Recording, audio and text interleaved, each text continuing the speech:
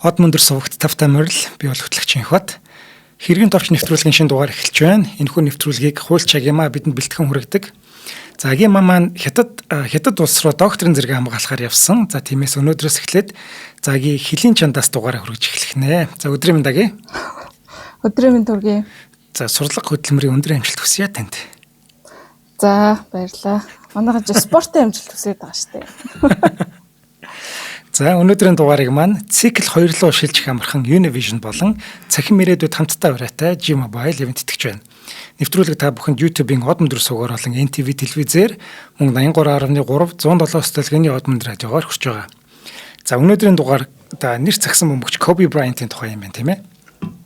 Тий. Kobe Bryant-ийн одоо амьд ахуй насандаа холбогдчихсэн ганц нэг хэрэг маргаан. За тэгээд Kobe Bryant гэдэг нэр чинь өөрөө одоо маш алдартай тийм брэнд болчиход байгаа байхгүй зүгээр нэр нь. За тэгээд мөн нас орсныхан дараа үүссэн бас нэг хэргийн талаар ярилцах гэж байна. Ер нь Kobe Bryant гэж энэ домог болсон хүний талаар хөлөө ярилцах юм байна. Ер нь трейдмаркийн тухай ярина гэсэн үг үү тий? Тийм трейдмарк ер нь одоо сонирхолтой гэж хэлж болох үзэл хэрэгүүдийн талаар төвж ярих гэдэг юм л да. За эхлээд хоёлаа домогт тамирчныхаа одоо нэг Black Mamba гэдэг нэрийг бол заавал ярих хэрэгтэй. Тэгээ энэ хүнийг хичнээн алдартай ямар ч тамирчин бэ гэдгийг ер нь бүгдээрээ мэдчихэж байгаа шүү дээ, тийм. Kobe Bryant маань өөр 1978 оны 8 сарын 23-нд Америкийн нэгдсэн улсын Пенсильвани мужийн Филадельфи хотод төрсэн ийм сагсан бөмбөгчин хүн гэдгийг мэдж байгаа. Ер нь бол бага наснаасаа эхлээд ийм сагсан бөмбөгийн ертөнцид өссөн гэж хэлж болох үс хүн байгаа. Тэ. За 96 онд Kobe анх ахлах сургуулаасаа шууд NBA-д ороод тэгээд Los Angeles Lakers багийн тамирчин болсон байгаа. За 20 жил сакс тоглосон, 5 удаа NBA-гийн аварга болсон, 18 удаа бүх оддын тоглолтод оролцсон, 2 удаа Олимпийн алт авсан гэх мэтчлэн энэ хүний амжилтыг бол би дурдаад барахгүй. За дээрээс нь сагсан бөмбөгийн хорхойтон сонирхогчид нар энэ хүний талаар бүгдээрээ мэдвүлээ. За тэгээд энэ Black Mamba гэдэг нэрийг хоёлаа яагаад ярих гэдэг юм бэ гэхээр Black Mamba гэдэг нэрийг тай холбоотой нилээдгүй шүүхийн маргаанууд үүсчихсэн юм билий. Тэгээд тийм учраас хоёлаа энэ нэрнийхэн талаар жоохон тайлбарлаж өгөх гэдэг байгаа байхгүй. Black Mamba гэдэг үг нь өөрөө хар могой гэдэг үг шүү дээ, тийм. Африкийн хар могой. За тэгээ энэ нэрийг бол Kobe Bryant өөртөө 2003 онд сонгож өгсөн байт юм бэлээ. За нэг 2014 онд гарсан Muse гэдэг баримтат кинонд өгсөн ярилцлагада за би энэ хочоо одоо нэг 2003 онд нэг юм нэг бэлгийн хүчирхийлэлтэй холбоотой гэмтэрэгт холбогдоод сэтгэл санаагаар нэлээд хүндхэн хэцүү байх үедээ энэ өөрийгөө бусдаас тусгаарлах ийм шаардлагатай болсон гэж байгаа. За тэгээд Black Mamba шиг юм хар могой шиг юм хурдтай. За тэгээд дээрэс нь үхлийн аюултай нэгэн болмоор байна гэж шийдснийхаа үндсэн дээр өөртөө Black Mamba гэдэг нэр хочийг өгсөн ба хоч гэх юм уу никнейм те. За тэгээд энэ хожимд энэ Black Mamba гэдэг энэ нэг нэр бол зүгээр одоо нэр хоч биш, никнейм биш. Бүр брэнд болтлоо явж байгаа. Одоо ч гэсэн явж байгаа. За 2003 оноос эхлээд тийм энэ Black Mamba гэдэг нэрээ ашиглаад Nike компанитай хамтраад энэ гутал хувцас бол гаргасан байдаг. За жишээлх юм бол Nike-ийн Zoom Kobe цуврал гутлнууд пүүзнүүд байгаа те. За тэгээ Black Mamba гэдэг загваруудтай юм цуврал пүүзнүүд гарч ясныг сагсан бөмбөг сонирхогчид мэдэх баха. За тэгээд энэ Kobe-гийн алдар нэр дэлхийд даяар одоо тархах хэрээр одоо энэ түүний энэ Black Mamba гэдэг энэ нэр болвол энэ одоогийн байдлаар өв залгамжлалын бас нэг том асуудал болчиход байгаа хуульцсан хувьд. Одоо Black Mamba-гийн өв залгамжлал гэдэг маргаан байгаа юм уу тий?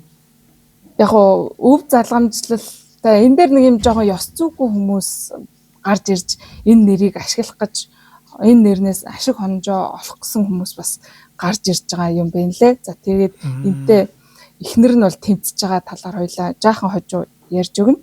За тэгээд одоо нэг алдартай гэхэд таашаамтэй харамсалтай үйл явдал болсон тийм ээ 2020 оны 1 сарын 26-нд тэр нэг харамсалтай өдөр Kobe Bryant өөрийнхөө охин Giannaтай за мөн бусад 7 хүний хамт нисдэг тэргийн ослоор нас орсон үйл явдал болсон. За энэ үйл явдлын дараагаар Kobe Bryant-ийн эхнэр Vanessa Bryant гэж эмэгтэй эхнэр нь одоо Kobe Bryant-ийн Kobe Bryant Co гэдэг компаниар нь дамжуулаад одоогийн байдлаар бүх хөрөнгийг нь удирдах, оюуны өмчийг нь хамгаалах үйл ажиллагааг үргэлжлүүлж байгаа. За энэ Kobe Bryant Co гэдэг компани бол Kobe-гийн барааны тэмдгүүдийг хамгаалах үүрэгтэй за ажиллаж байна одоогийн байдлаар тийм. За хэд хэдэн шүүхийн маргаанд холбогдоод амжсан. Kobe Bryant-ыг нас орсны дараа ч гэсэн одоо энэ түүний нэр хүнд алдар хүндийг нь ашиглаад ашиг онжоо олох гэсэн хүмүүсийн одоо хүртэл байсаар байгаа нь одоо бүр айгүй муухай санагдаж байна л да. Тийм. Тэгэд энэ оюуны өмч гэдэг зүйл чинь ер нь бол их жоохон төвөгтэй газар нутгийн бүртгэл гэж байна. За тэгээд дээрэс нь одоо би юу гэдээ Монгол улсад өөрийнхөө оюуны өмчийг бүртгүүлчихэд тэрийг маань ашиглах талаар газар нутгийн харьяал нэг чухал болоо явцдаг гэсэн үг. За одоо Америкт очиод давхар бүртгүүлэхгүй бол Америкт яг миний Монгол бүртгүүлсэнтэй адилхан тэр одоо оюуны өмчийг хин нэгэн бас зэрэг санаачлаад ч гэдэг юм уу давхцалгүй гэдэг дээр ингэж яг нэг нарийн ялгаа байхгүйгээр тэнд бас ингээд давхар бүртгэгдчих магадлал эрсдэл маш их байдаг. За яг гоо эхэндээ энэ дээр бол жоохон асуудал үүсчихсэн. Одоо өөр одоо Black Mamba гэдгийг хэдийгээр Kobe Bryant 2003 оноос хойш ашиглаад өөрийнхөө нэр хоч болгоод явж исэн ч гэсэн 16 оноос эхэлж бүртгүүлсэн байгаа нь баг зэргийн хууль зүйн асуудал үүсгэж исэн. Гэхдээ тэр нь бол одоо энд бол нэг дурдах шаардлага байхгүй. Яагаад тэгэхээр энэ хүний нэр хүнд нь өөрөө тэр өөр хэн нэгэн нэгтгээд ингээд Black Mamba гэдэгтээ төссөөтэй байхаараар үүсэх нь одоо энэ хүний нэр хүндийг л илүү ашиглаад байна гэсэн үг шүү дээ. Ер нь бол тийм. Энэ төрлийн асуудал жаахан үүсчихсэн гэсэн үг. Ер нь бол нөгөө цаг хугацааны хувьд аль болох оюуны өмчөд төрүүлж бүртгүүлж яах нь таны хууль зүйн хувьд бол хамгаалтыг илүү үүсгэнэ гэсэн үг шүү дээ тийм. За Black Mamba-г бол ямар ч гэсэн Kobe Bryant хуульч нарынхаа хүчээр Америкт бол бүртгүүлчихсэн байсан. Харамсалтай нь Европт бол бүртгэгдээгүй байсан гэдгийг энд дурдах хэрэгтэй. Европт бүртгэгдээгүй байсан. За энэ хэргийг оюуны өмчтэй холбоотой энэ хэсгийг төр орхиод хоёлаа дараагийн нэг юм хэрэг рүү оръё. 2003 онд нэг энэ бэлгийн хүчирхийллийн гэмт хэрэгтэй холбогдсон гэж түрүүн тальт цухс дурдсан да тий. Энэ хэргийг нь бас мэдгүй хүмүүс хэрвээ байгаа бол бас ярьж өгөх нь зүйтэй хаа. Нэгд энэ хүний холбогдсон хууль зүйн маргаануудын талаар ярьж байгаа учраас 2003 оны 6 сарын 30-нд Колорадо мужийн Эдвардс хотод Kobe Bryant өвдөгний мэс засал хийлгэхээр бол ирсэн байт юм байна л да. За тэр үед бол Kobe Bryant 24 настай байсан. Cordillera Lodge and Spa гэдэг зочид буудалд байрлахаар буусан байсан юм байна. За ингэж явах үедээ тэнд ажилдаг 19 настай Caitlin Faber гэж эмэгтэй. Яг шүүхэн маргааны ихэнх үед бол энэ эмэгтэй нэрээ нууцсан байсан. Хожим нэр нь бол гаргаж ирсэн. За энэ эмэгтэй бол Kobe Bryant-ыг өрөөнд нь хүргэж өгсөн байгаа буудалд буухтана. За тэгээд ингээд тэр өдрийнхөө оройн энэ эмэгтэй цагдаад гомдол гаргаад Kobe өөрийг нь одоо хүчинтхийг оролцсон гэж гомдол гаргасан байна. За ямар мэдүүлэг өгсөн гэхээр ингээд өрөөнд нь оруулаад аваачиж өгөх үед одоо Kobe түүнийг үнсхийг оролцсон. За дараа нь одоо хүчээр ингээд бэлгийн харилцаанд орсон өдр гэсэн тиймэрхүү мэдээлэл өгсөн байгаа. Тэгээд Kobe-гийн мэдүүлгээр юу гэж өгчсэн бэ гэхээр энэ бол тийм зөвшөөрөлтэй харилцаа байсан гэсэн байна. Тэгээд одоо 2003 оны 7 сарын 18-нд Kobe Колорадо мужид 1-р зэргийн бэлгийн хүчирхийллийн гэмт хэрэгт холбогдуулан гэмт хэргийн яллагдагчаар холбон шалгасан. За энэ хэрэг бол ингээд түрүүний дурдсан Kobe Bryant-ийг сэтгэл зүйн хувьд бол асар хүнд дарамтанд оруулсан, дэлхийд дахны анхаарлыг татсан ийм хэрэг болсон байдгийн байна. За энэ хэрэг бол ингэж явсаар жилийн дараа буюу 2004 оны 9 сарын 1-нд эрүүгийн хэрэг нь хэрэгсэхгүй болсон байдгийн байна. Яагаад гэхээр энэ хохирогч нь өөрөө шүүхтээр очиж бичлэн мэдүүлэг өгөхөөс татгалцсан байт юм.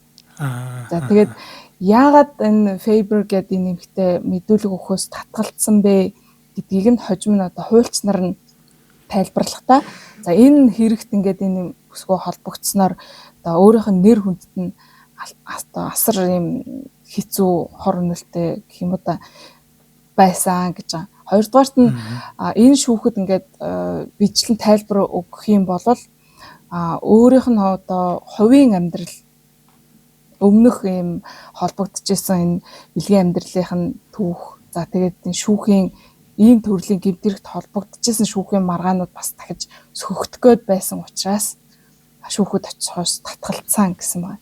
Миний ойлгосноор энэ дэр өөрөөр хэлбэл өөр бас ийм бэлгийн хүчирхийллийн хохирогч болж исэн байх магадaltaй. За үүнийг нь Kobe Bryant-ийн өмгөөллийн талаас сөхөж гаргахж ирэх гээд байсан юм болоо да гэж би ойлгосон яг энэ мэдээллээс. За тэгтээ энэ нэмэгтэй бол энэ хэргийг нь зүгээр орхичаагүй юм бэлээ. Одоо эрүүгийн хэрэг нь ингээд хэрэгсэхгүй болчлаа шүү дээ, тэ. 2004 оны 8 сард иргэний шүүхэд хандаад гээд хохирол нөхөн төлбөр тэмцсэн юм бэл. За ингээд энэ маргаан иргэний шүүхтээр явж агаад 2005 оны 3 сарын 2-нд одоо Kobe Bryant энэ нэмэгтэйтэй харилцан тохиролцоонд хүрээд одоо хэргийг хаасан байт юм байна. Яг ямар тохиролцоо, ямар үнийн дүнгээр хийсэн бэ, тохиролцоонд хүрсэн бэ гэдэг нь тодорхойгүй байдаг ч гэсэн зарим нэг юм их сурвалжууд хэвлэл мэдээлэл дээр 2.5 сая доллар нэмэгдээд өгсөн гэсэн мэдээлэл бас байдгийн байлээ. За тэгээд үүнийхээ дараа Kobe Bryant уучлахгүйсэн юм мэдээлэл гаргаад за би одоо түүний зөвшөөрлийг нь буруу ойлгосон байж магадгүй гэсэн утгатай мэдээлэл хийж исэн байна. За тэгээд мэдээж энэ одоо хохирогч гэх юм уу энэ эмэгтэй хохирогчийн Faber-ийн талаас хуульч нар нь юу гэж исэн бэ гэхээр одоо энэ мөнгийг авсан явдал нь бол зүгээр ингээд хурдхан шиг энэ асуудлыг л ингээд дуусгаад одоо нам гүн болгох, жимээгүй болгох юм зорилгоор тохиролцоонд хүрсэн гэж үзэжсэн болол одоо Kobe-гийн талынхан одоо энэ бол ингээд юу бас л мэдээж нэр хүндийг нь бушуухан цэвэрлж авах асуудал байсан гэж бол үздэг юм байна. Тайлбарыг хожим нь гэж ярьцгаад юм байна. За тэгээд Faber-ийн талынхан бол бас л энэ хохирсон гэдэг байр суурин дээрээ байсаар л байдаг. За Me Too гэдэг нэг бэлгийн хүчирхийллийн хохирогч нарын нэг холбогдсон юм бөөн сурдуулантай хэрэг болсон шүү дээ, тий. Faber-ийн энэ үйлдэл ч гэсэндээ яг Me Too-гийн нэг хэсэг байсан гэж бас ярилцлагууд дээрээ өгсөн байдгийн билээ. Тэгээ харамсалтай энэ Kobe нөгөө нэг их нэртэйгээ нийлцсэн байсан шүү дээ, тий. Тийм болохоор яг бүр нийлээд ихнэр нөхрөөр болцсон байсан уу, нөгөө хүүхдүүд нь гарцсан байсан уу гэдэг талаар нь би бол бас сайн мэдгүй, хэлж мэдгүй байна. Сагсан мөмөг сонирхогч. Ялангуяа Kobe-гийн фэнүүд маш сайн мэдж байгаа бах тий. За хоёлаа жоохон боломжтой байхгүй бол Kobe-гийн фэнүүд. Тий, буруу зүрх ярьж бидээ одоо мэдгүй зүйлээ ярьлаа гэж. Тий. За хоёлаа ивент тгчээ танилцуулаад тэгээд үргэлжлэх үү. За өнөөдрийн дугаарыг маань цикл 2 руу шилжих амархан Univision ивент тгэж байна. За Univision-ийн нэг юм гоё одоо шийдэл одоо олсон гэх юм уу, шийдэл гаргасан байгаа юм байна. Энэ юу гэхээр Univision-ийн төлбөрчин сар бүрийн 22 төлөв төлдөг байхгүй юу. Тэгсэн чинь тэрийг юу яадаг? Заавал 22 төлөхгүйгээр 7-ны сар бүрийн 7-ны дотор төлөх ийм бас нэг одоо сонголтыг өгж байгаа юм байна. Тэгэхээр 22-нд төлбөр гарчдаг. Тэгсэн чинь миний цалин 30-нд юм уу 10 сарын 1-нд буух гэдэг нь шүү дээ. Тэгэнгүүт нөгөө нэг 22-нд гарсан төлбөр чинь ингээд явсаар нөгөө салхат үйлчлэгээ салгачдаг шүү дээ. Тэгэхээр нөгөө хүн чинь цалин буугаагүй байхаар нөгөө төлбөрөө хийж чаддаггүй байхгүй юу.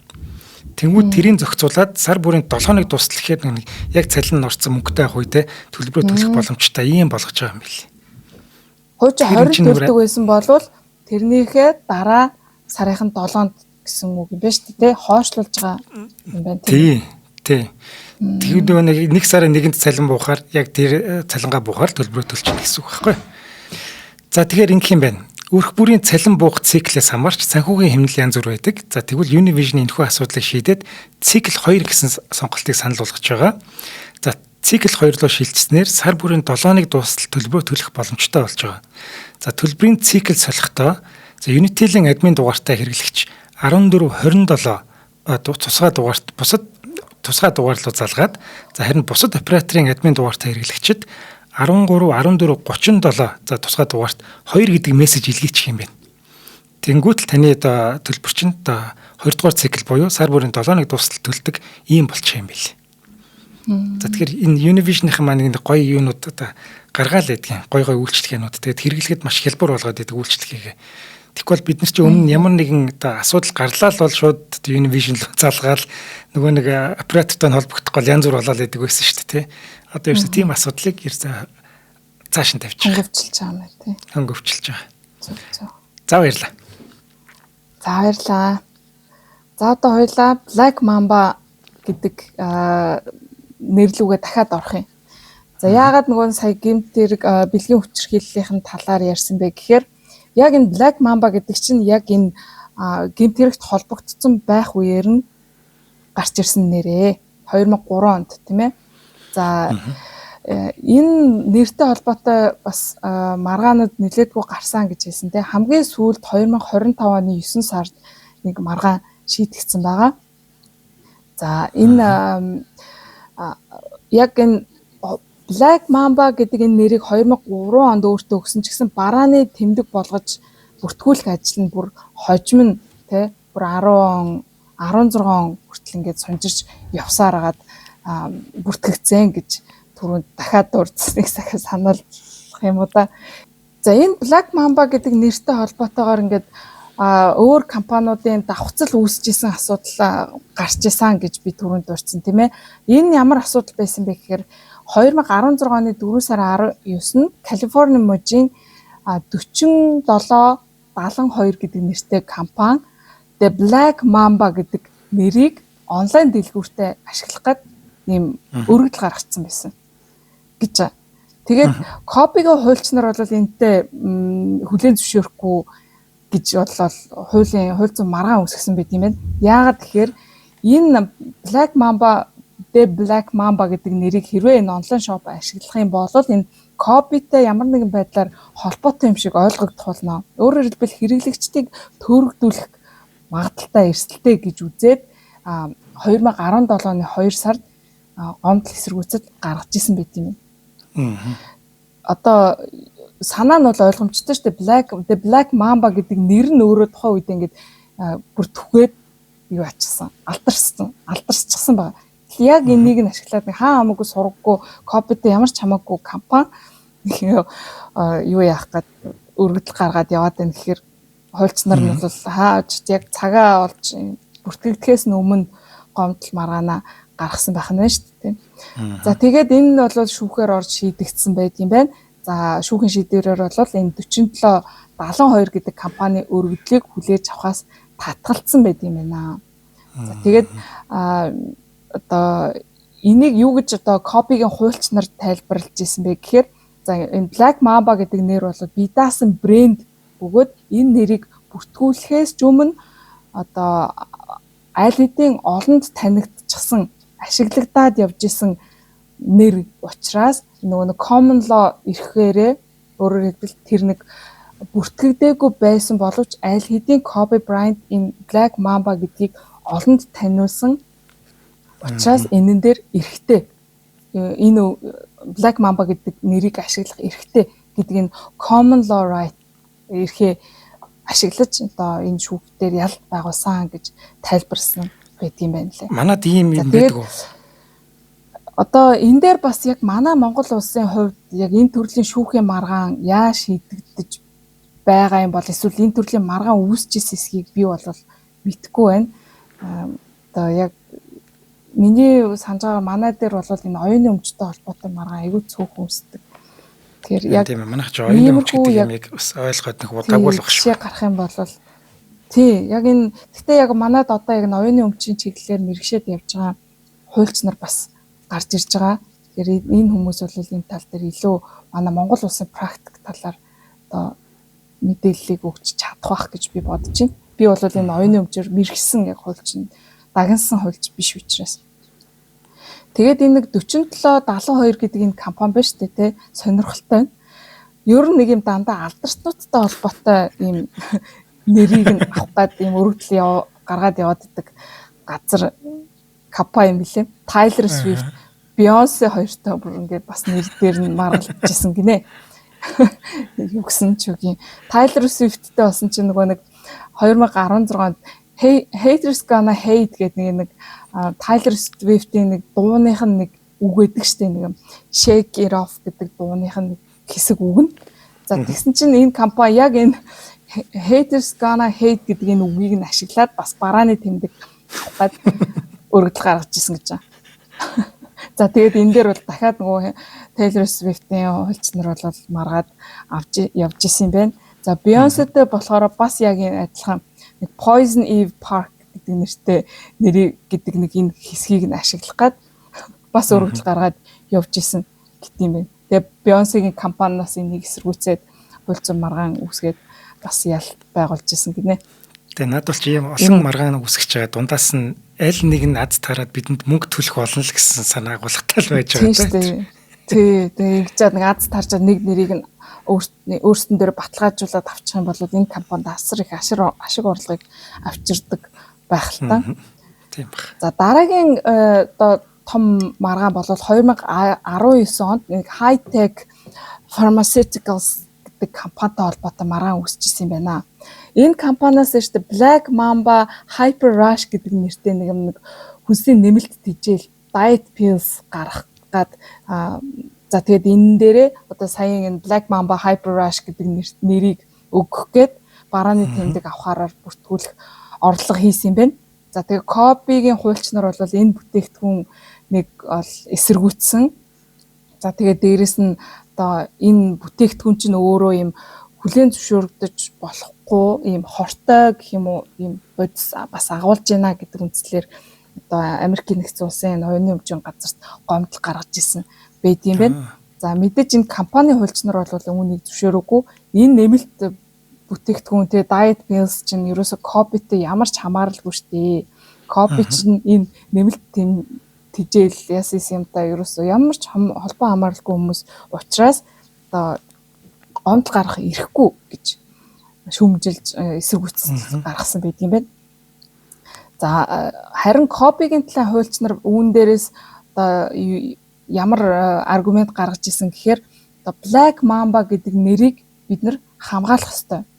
Яг тэгэхээр энэ Black Mamba гэдэг нэр бол Copy-гийн нэр хүндтэй шууд холбоотой гэж үзчихсэн. За тэгээд яагаад нэр хүндэд нь сөргөөр нөлөөлнө гэж үзчихсэн гэхээр энэ бүтээгдэхүүнийх нь бодис нь одоо ийм хүлээн зөвшөөрөгдөж болохгүй ийм бодис хортой бодис агуулж байна гэж ингээд маргаад исэн юм бэл.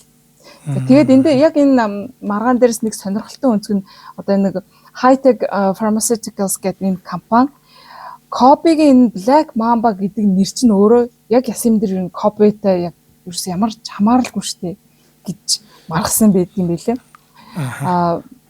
Copy Brand өөрийнхөө Black Mamba гэдэг нэрийг сонгохдоо 2003 онд яг тухайн үед гарч ирсэн нэг Kill Bill гэдэг кино байдаг штэ. Нэг шүгэлтэл хүн алгаал яваад идэг. Энэ киноноос санаа авч би нэрийг сонгосон гэдгээ өөрөө нэг ярилцлага дээрээ дурдж хэлж ирсэн юм байна. Ямар хэсэг байдгийг гэхээр нэг киноны гол дүр байдаг штэ нэг Uma Thurman-ы тоглосон. За энэ дүр чинь өөрөө нэг гэмт бүлэглэлийн гишүүн. За тэгээд код нэр нь Black Mamba гэж байсан юм. Одоо Uma Thurman-ы гол дүрнэ гэсэн.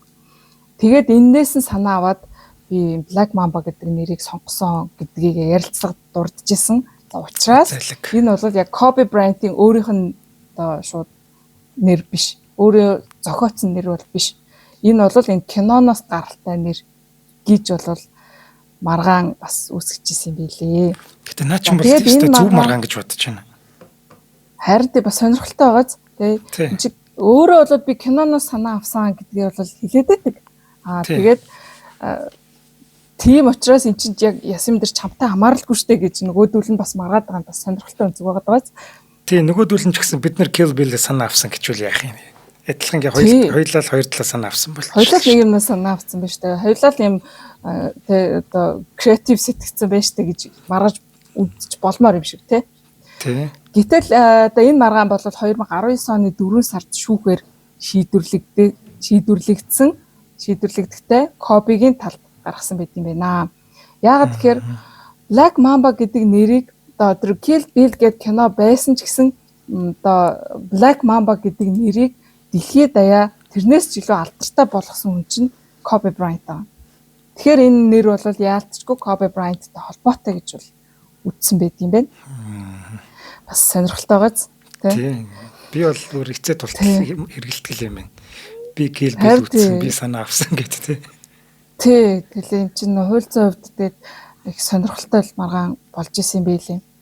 За тэгээд энэ 2020 онд болсон харамсалтай ослын дараа Kobe Bryant-ыг нас орсны дараа эхнэр нь Vanessa Bryant одоо илүү нэмж нэрнүүдийг нь баталгаажуулах ажлыг үргэлжлүүлж гүйцэтгэсээр байгаа юм байлээ. Энэ дээр нь ямар нэрнүүд байгаа юм гэхээр Mamba Rise, Mambasita нөгөө нэг Gianna-гийн хоч байт юм лээ шүү дээ охин. Gianna тий. Mambasita гэдэг тий энэ нэрнүүдийг нь бүртгүүлэхээр өөрөдөл гаргацсан байгаад идэм билээ. Яг тэр Mambasita гэдэг нэрэн дээр нэг жоохон бас нэг юм Articulate Global гэдэг компани эсэргүүцэж бас гомдол гаргаад явж исэн байт юм билээ. Энэ компани нь болохоор ямар учиртай юм гэхээр яг юу юм бэ л да энэ mobile application хийдэг компани гинэ энэ Articulate Global гэдэг компани. Тэгээд энэ тэр mobile application-ийн нэрнүүд дунд нь нэг Rise, Mamba Rise гэдэг нэр түрүүнд дурдлаа шүү дээ тий. Rise, Rise гэдэг нэртэй аппликейшн бас байгаад идэм байна. Тэгэхээр яг энэтэй холбоотойгоор адилхан ижил төстэй болоод байна. Бид нар оюуны өмчөө төрүүлээд бүртгүүлсэн учраас энэ 2020 онд гаргаж байгаа энэ Vanessa Bryant-ийн гаргаж байгаа өргөдөл нь бол хүчингү. Ягаад гэхээр манай аппликейшнтэй одоо төөрөгдөл үүсгэх гээд байна гэдэг үндслээр эдний компани маргаад явж исэн юм билээ. За тий гэхдээ бол эцэстээ энэ асуудал нь 2023 онд нэг юм шүүхээр эцлэн шийдвэрлэгдээд Vanessa Bryant одоо энэ Mamba Rise, Mambasita гэдэг нэрнүүдээ бүрэн баталгаажуулж авч чадсан юм билээ. Тэгээ 2021 онд Mamba гэдэг нэрийг бас гутал хувцсанд ашиглахаар эрхүүдээ бас авсан гэсэн байлээ. За тэгээд ер нь энэ дээр бас нэг юм зүгээр бас нэг зөвлөмж гэх юм уу те барааны тэмдэг бүртгүүлэхээс өмнө бас энэ өрсөлдөгч нарыг юм ижил төстэй юмнуудыг бас шалгаж үзэх зайлшгүй шаардлага байгаад идэм байна лээ. Тэгээд манай Монгол улсад одоо энэ оюуны өмчийн төлөөлөгч нар гэдэг хүмүүс байдаг. Тэрнэрт хандаад шалгуулчихад бас их гэмгүй юм билээ. Яг ижил төстэй юмнууд байна уугүй юу гэд. Манай нэвтрүүлэг эхлэхдээ хүртэл бас нөгөө өөр юм нэвтрүүлэг байхгүйг шалгаагүй улмаас бас алдаа гаргаж ирсэн тий. Тэр энэ бас шалгалчих ёстой юм байлээ шүү гэд. Дурдаад бас хэлчихээ тий сануулга. Энд яг үнэн тий яг өнөөдрийн сэдв их чухал сэдв гэж санагдаад байна л да. Яг тэр оюуны өмч гэдэг манай улсад ер нь орхигдсон тэгээд хэн ч гэсэн бусад хүний бүтээсэн зүйлийг ашиглаад тэрэн дээрээ ашиглаад мөнгө олоод ашиг олоод байдаг. Тэрэн дээрээ харамсаад гимжсэн ч зүйл байхгүй сүртэйшт гэдэг маягаар ханддаг. За хэрэглэгчид ч гэсэн өөрсдөө яг тэр байдлаар ханддаг. За тэгээ яг нэг тэр бүтээлийг бүтээсэн бүтээгч нар маань бас хэрхэн тэмцэж ин өөрийнхөө оюуныг яаж хамгаалахыг мэддгүү ч юм уу. Эсвэл бас нөгөө нэг хэрэглэгч нөгөө нэг ашиг хонжоо харсан хүмүүстэйгээ бас ингээ эвлэрсэн ч юм шигтэй бас нэг юм нэг жоохон дутуу юм байгаад байдаг. Харин одооноос эхлээд ер нь маш өөр болж байгаа. Харьцангуй бас илүү их яригддаг болж байна. Хүмүүс бас оюуны өмчөө бүртгүүлэх хамгаалах талаар ярьдаг, хэлдэг болсон. Энэ талаар манай яг энэ бол дэлхийд дахинд бол их одоо үжээ их чухал аспект болсон байгаа шүү дээ. Манай улсад бол одоо яг их газар аваад хүмүүсийн оюуны өмчөө бүртгүүлдэг, баталгаажуулдаг болж байна. Тэгээ бие биенийхээ оюуны өмчийг хүндэтгэх хэрэгтэй л те. За одоо хоёлаа энэ Mamba гэдэг нэртэй холбоотой хамгийн сүүлийн нэг шүүхийн маргааныг ярьж өгье. 2025 оны 9 сард болсон. За, ивент тэтгэгчээ танилцуулаад тэгээд ярьцгаая. За, өнөөдрийн дугаарыг цахим ирээдүйд хамтдаа ураатай G-Mobile ивент тэтгэж байна. За, хичээлийн шинэ жилийг тохиолдуулаад G-Mobile нь 18-аас доош насны хүүхдэд зориулсан Enjoy Kids үйлчилгээний хязгааргүй дататай шинэ дугаарыг хүүхд бүрдээ бэлгэлж байгаа юм байна. За, хүүхдийн дугаар нь дараа төлбөрт болон урьдчилсан төлбөрт үйлчилгээний сонголттой бөгөөд та альч багцаас сонгосон хүүхэд тухайн сарда датагаа давтан цэнгэлэх шаардлагагүйгээр хязгааргүй хүснээр ажиглах боломжтой. За, ингэж аваад тухайн сарда датагаа давтан цэнгэлэх шаардлагагүйгээр хүснээр ашиглана гэж байна. Хязгааргүй. Энэ яа гэсэн үг вэ гэхээр тухайн дугаарын багцад дагалдах 3 ГБ, 8 ГБ, 15 ГБ-ийн сонголттой датанууд байгаа юм. Тэр датанд дуусчингууд дууссан ч гэсэн хамаагүй 1 МБ 1 секундэд 1 МБ хурдаар датагаа хязгааргүй хэрэглэж болдог байхгүй. За тэгэнгүүт ингэж байгаа шүү дээ. Яг хичээл дээр байдсан ч датанд дуусчингууд би миний хүүхэд ямар ч датаагүй болоод тэнд надтай харилцаа холбоогүй болчлоо гэх санаа зовхон байхгүй болчих юм бэл. 1 МБ хурдаар орно гэдэг чинь өөрөө YouTube-ийн бичлэг үзэхдээ TikTok энэ төр үзэхэд бүр хангалттай хурд байхгүй. Тэгэхээр энүүгээр бас их давуу талтай тэгээд үнэхээр гоё байгаа юм тийм ээ. Тийм үү те. Мэдээж хүүхдүүдэд бол маш хэрэгтэй. Одоо энэ интернетгүйгээр бол хаачгүй болчиход байна да. Харин тийм ээ. За, урамшуул нь дараа төлбөрт нөхцлөөр дугаар авах юм бол 3 сарын турш сарын суурьаар амжаас 40% хөнгөлж байгаа юм байна. За, урьдчилсан төлбөрт нөхцлөөр дугаар авбал 30 хоногт хязгааргүй дататай дугаар тэг төгрөгөөр авах ийм боломжтой байгаа. За, энэ урамшуул маань 10 сарын 31-ний дуустал үргэлжлэх юм бэлээ. За, хэрхэн авах вэ гэвэл My G-Mobile application болон G-Mobile цэгийн вебсайтаас авч болно. За, мэдээж тань үйлчлэгээний салбаруудаар очиод авчих юм боломжтой. За, дэлгэрэнгүй мэдээллийг 98 10 36 дугаарын утсаар заах юм боломжтой юм байна.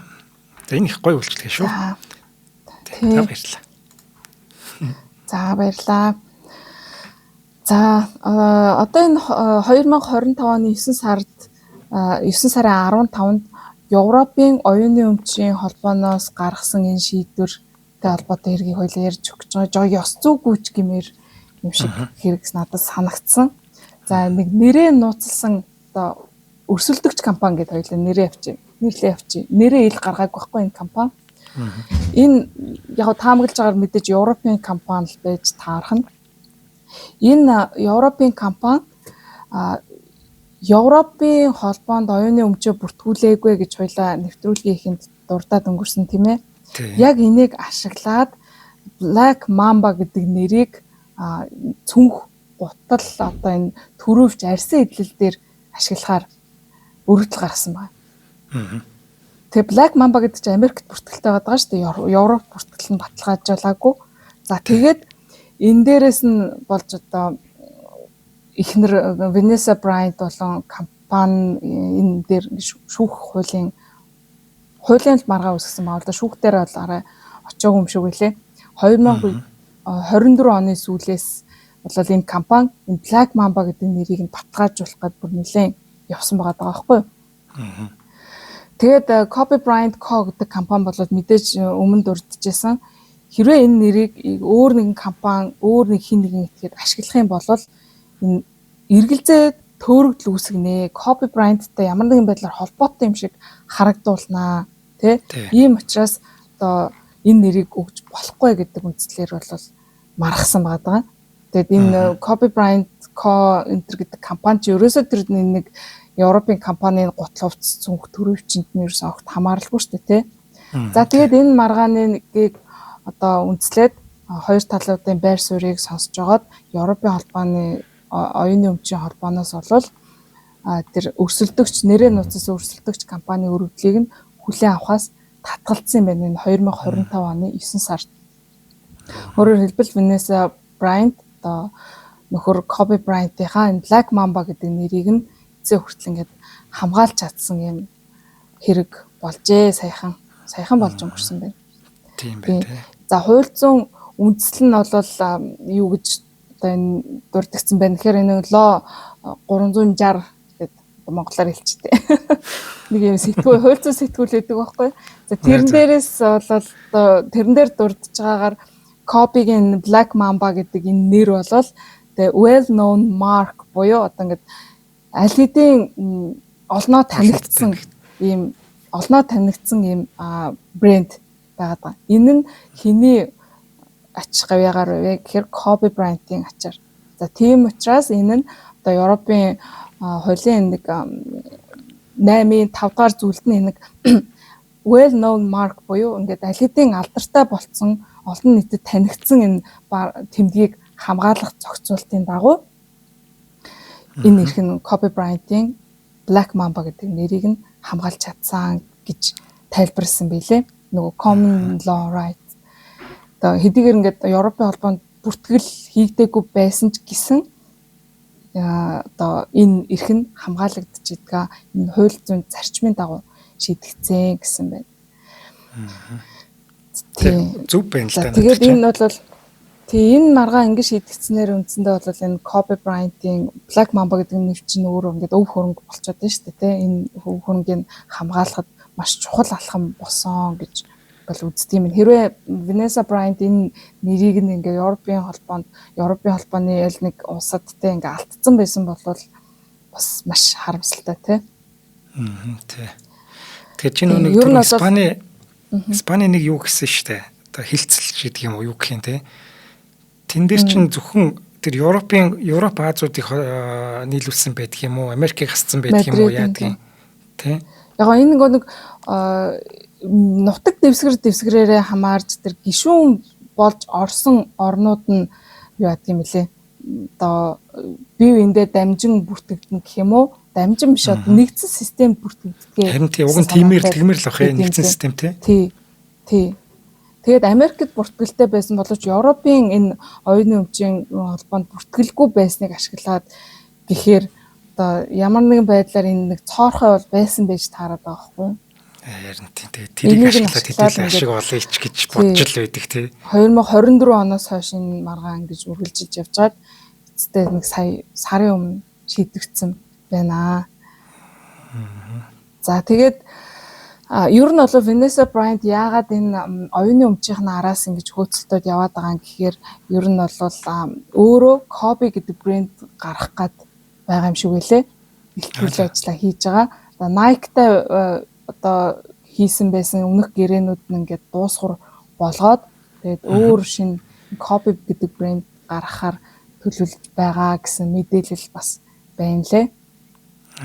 Тэгэхээр магадгүй удахгүй энэ хэргийн үр дагавраар гэх юм уу төлөө Kobe гэдэг брендийг олж үзэж магадгүй юм шиг байна. Kobe гэдэг брэнд гараад ивэл их гоё л санагдаж байна надад. Тийм. Цаад ч бас бууж өгдгөө яг тэр Mamba сэтгэхүй энэ төр гэл Mamba mentality гэж ярьдаг шүү дээ. Тэр мөрөнд сая чиний ярьсан бодыг сонссон чи тэр нь шууд харагдчих. Тэр Mamba mentality нь бас их нэртэн ч гэсэн өвлөгдөд үлдчихсэн. Тэ late асарсан нөхрийнхөө арадаас бас юмныхын төлөө тэмцээд байгаа л санагдаж байна л да. Тий. За одоо хоёлаа нэг маш гонигтай хэрэг рүү орох хэрэгтэй байх. Нэгэнд Kobe Bryant-ыг ярьсан учраас одоо түүний нас орсон ослын дараах нэг юм шүүхийн маргаанууд үүссэн байгаа. 2020 оны 1 сарын 26-ны өглөө Калифорни мужийн Оранж мужид амьдардаг Kobe Bryant өөрийн 13 настай охин Gianna Gigi гэж дууддаг те болон түүний багийн найз Peyton Chester за тэгээ түүний ээж Sarah Chester болон бусад 5 хүний хамт нисдэг тэргээр зорчиж байсан. За тэд одоо Kobe-гийн үүсгэн байгуулсан Mamba спортын академи зохион байгуулах гэжсэн. Одоо өсвөрийн сагсан бөмбөгийн тэмцээнд оролцохоор тухайд бол нисчихсэн юм байна. За нисдэг тэрэг нь Sikorsky S76B гэдэг загварынх байсан бөгөөд за туршлагатай нисгэгч Ara Zobayan гэж жолоодож байсан юм байна. За тэгээд тэд өглөөний 9 цаг 6 минутанд ниссэн бөгөөд нисдэг дэрэг Лос Анжелес хотын ойролцоох Calabasas хотын ойролцоо гэдэг юм уулархаг газарт өтгөн мантай цаг агаарын үеэр осолдож ингээд тухайн нисдэг дэрэгт зорчиж исэн бүх хүн амь насаад газар дээрээ алдсан байдаг. За тэгээд энэ одоо үндэсний тээврийн аюулгүй байдлын зөвлөлөөс одоо албан ёсны тайлан дүгнэлт гаргахдаа энэ бол нисгэгчийн буруу байсан гэж дүгнэлтээ гаргасан байт юм билээ. За үзэгдэх орчин муу мантай байхад хэд хурдтай нислэг үлдэж за газрын байрлал баримжаагаа алдснаас болж ингэж осол гарсан гэдэг дүгнэлтийг гаргасан байт юм байна. За тэгээд энэ осол гарснаас хойш бол тэр даяараа Facebook одоо энэ сошиал бүхэл орчин тэ дуулан шуугаан эмгэнэл гашууд болон хувирсныг та бид бүгдээрээ мэдж байгаа. Тэ Коби Брайантын үхэл бол сагсан бөмбөгийн ертөнцийг тэр чигт нь цочирдуулсан асар их уу гашуудлыг авчирсан тийм ээ. Тэ.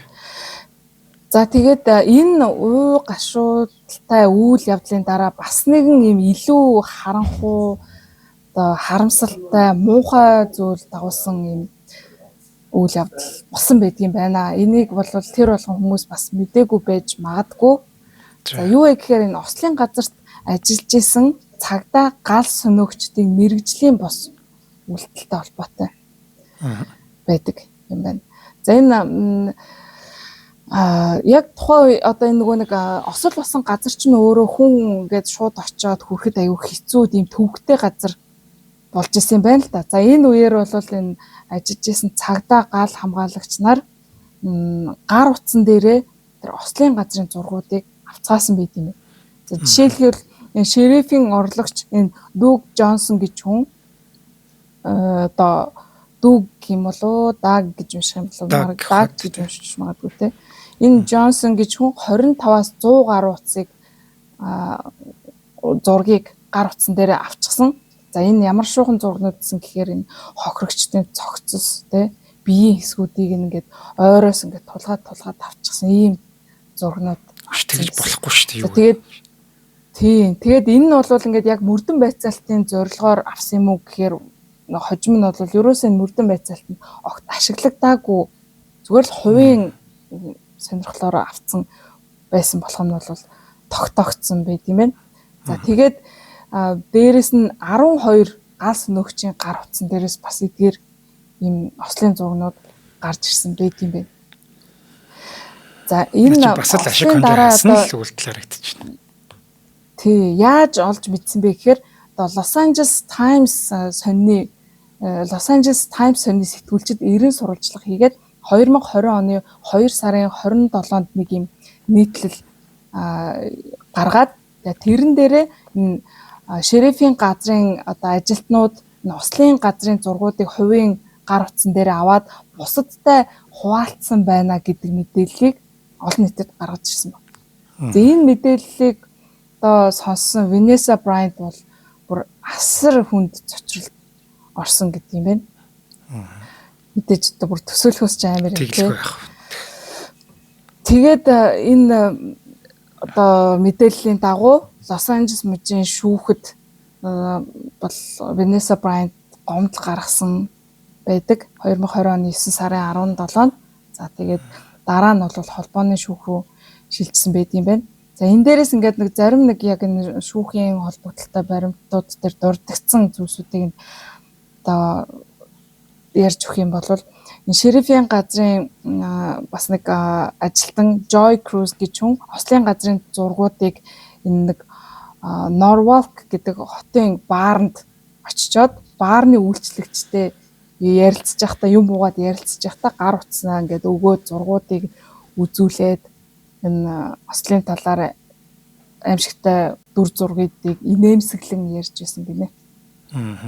Тэгээд баарны одоо энэ ярилцсан гэдэг энэ үйлчлэгч хожим шүүхтэр ирж мэдүүлэг тайлбар өгөхдөө за энэ Joy Cruz гэж хүнтэй энэ Кобигийн биеийн хэсгүүдийг ингээд энэ ингээд Кобигийн дэрн байна энэ байна гэд ингээд инээмсэглэж ийсэн гэж мэдүүлэг өгсөн байт юм байна. За тэгээд энэ Cruz гэж хүн бол өөрөө ач охиндоо бас ингэж энэ зургуудыг ингэж шеэрлж үзүүлсэн болох нь бас хожим тогтоогдсон байт юм байна.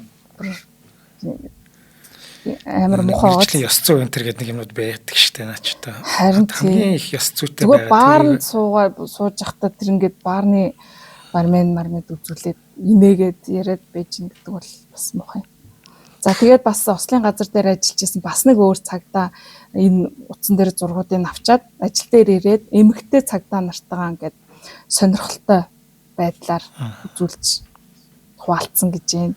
За тэгээд бас нэг өөр нэг цагдаа нь болохоор тэр хамгийн ихний нөгөө нэг Joy Cruz гэх хүн биш үү те. Энэ хүнээс нь зургуудыг нь хуваалцаж шеэрлж аваад за тэгээд видео тоглоом тоглож байхдаа хамт тоглодог хүмүүстэй онлайнаар илгээсэн гинэ. Тэгээд тэгсэн чинь тэр хүмүүс нь тэр зургуудыг нь ингээд альбом болгоод хадгалаад авсан байсан гэж байна. Тэгээд бас нэг энэ гал сөнөөгч Брайан Jordan гэж хүн ослын газар дээр байхдаа өөрийгөө энэ хэвлэлийн төлөөлөгч гэж худлаа яриад бас утсан дээр зургууд авсан байдгийн байна. За тэгээд энэ зургуудаа сэтгүүлч нар, цагдаа нар, гал сөнөөгч ингээд өөрийнхөө таньдаг хүмүүст ингээд дамжуулсан байсныг нь одоо энэ түрүүний дурсан Los Angeles Times сони сэтгүүлч нар олж мэдсэн байгаа. Тэгжиж энэ мэдээллийг одоо олон нийт болон Vanessa Bryant олж мэдсэн байт юм байна. Тэгээ бүр нэг нөхөр гал сөнөөгч нэг нөхөр болсон чи бас нэг газар шагналах гардаж авчаад бас коктейл уугаа сууж захтаа үтслийн юм сонирхолтой трюк маяг болгож бас яриа сууж. Энэ иймэрхүү жишээнүүд бол айгүй баримт дээр навгдсан байсан амар харамсалтай. За Vanessa Bryant бол энэ асуудлыг бол мэдээж маш хүнэн дээр хүлээж аваад болвол тэмцсэн шүүхтэр энэ асуудлыг одоо тасн зогсоолохоор бол тэмцсэн байгаа. Тэгээд шүүхэд өгсөн мэдүүлэгтээ юу гэж ярьсан гэхээр би энэ мэдээллийг анх олж сонсоод тэгээд гудамжаар ингээд гүйж уйлж хашгирмаар санагдчихсан. Тэгээд миний охин нөхрийн цогцсны зургуудыг хүмүүс үзээд инээлдээд ингээд инээмсэглээ байж байгаа гэдгийг би мэдээд бол үнэхээр хэцүү байсан гэдээ бол уйлж исэн байт юм байна. Тэглгүй яах. Тэгэхээр аимшигтай. За тэгээд энэ шүүх бол мэдээж одоо Vanessa Bryant болон тэр хамт бас нэг өөр хохирогчийн арга гэр болох Chris Chester нарын талд бол шийдэгдсэн байт юм байна. Vanessa Bryant-д 16 сая, за Chris Chester-д 15 сая $, нөхөн төлбөр оруулахаар бол шийдсэн байт юм байна.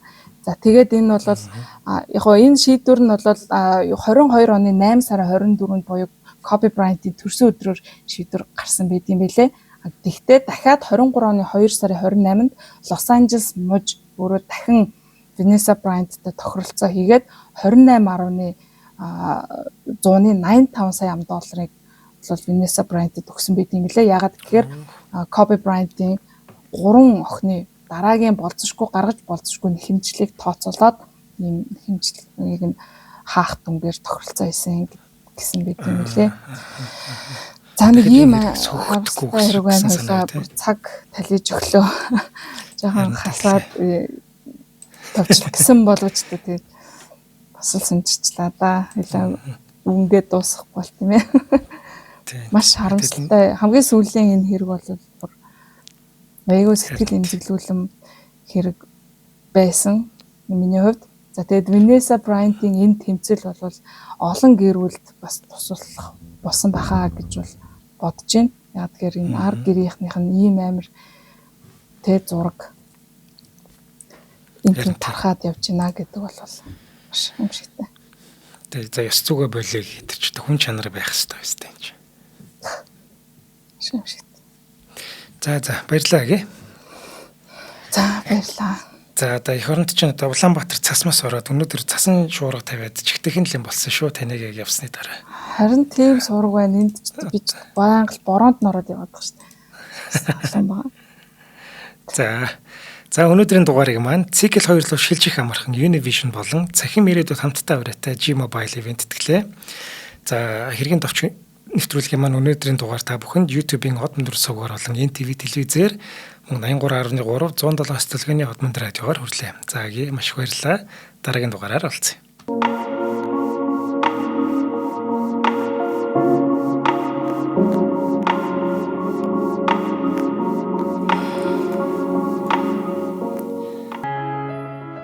Нэвтрүүлгийг хүлээн авсан Нарны аймгийн монголчуудтай баярлалаа. Од мөндөр сувг нь энэ мэдчлэн таны мэдхүйн мянган нэвтрүүлгийг 2026 оны 7 сарын 1 хүртэл та бүхэндээ хүргэх юм. Их хэлээрээ шинжлэх ухаан танин мэдхүйг түгээхийн үлсэд нэгтгэх хүсвэл та бидэнд хандив өгөх боломжтой. Жилдээ ганцхан удаа 100,000 төгрөгөөр биднийг дэмжснээр шинжлэх ухаан танин мэдхүйг түгээх энэ үйл хэрэг амжилттай үргэлжлэх юм. Од мөндөр нэр дээрх Худалдаа өвчлийн банкны дансага 4191 тэг 4518. Та 100,000 төгрөгөөр шилжүүлэхдээ гүйлгээний утга дээр нь өөрийн нэр болон утасны дугаараа заавал бичээрэй. 100,000 төгрөг хандалснаар Од мөндөр сувгийн алтан гишүүн болох юм а. Шинжлэх ухаан танин мэдхгүй Монголд ялах болтугай.